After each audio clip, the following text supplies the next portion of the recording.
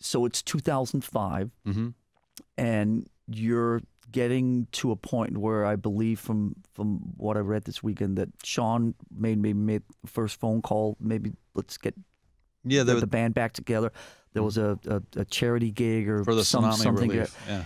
Did you feel you were ready to get Alice back together because William was the right guy, or did you feel it was time to get Alice back together and then you found William as the right guy?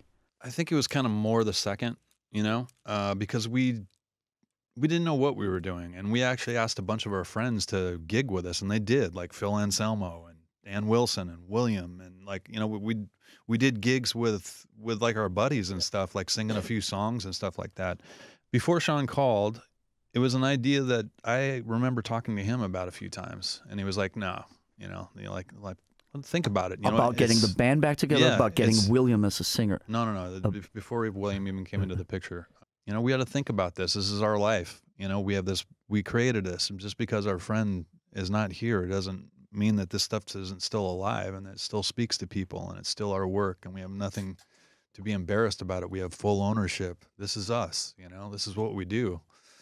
It took a while. We just had a few conversations like that. We're like, yeah, whatever. And then, out of the blue, this horrible tragedy happens, that kind of, you saw this compassion and people kicking in to help people, for the tsunami and all of these relief concerts and donations and stuff. And then Sean calls and he's like, why don't we do a thing and we'll raise some money and we'll do it for that. We'll just do like a one-time show, and like we'll get together and we'll play the songs. We'll invite some friends, please do, band will do a couple tunes, so and so and whatever. We'll just invite some people down and we'll do it. And so that's how it started, with no thought of doing anything other than just that show.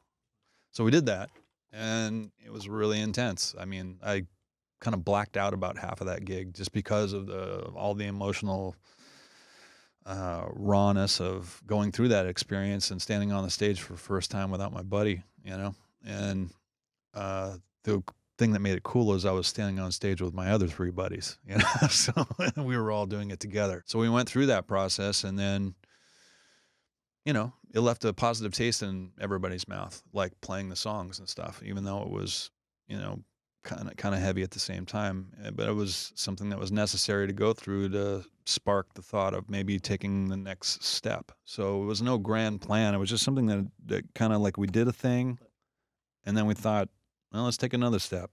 And then we did another thing, and then, all right, we'll take another one. And it was just that sort of incremental thing, strictly going by feel, which is how this band has always operated.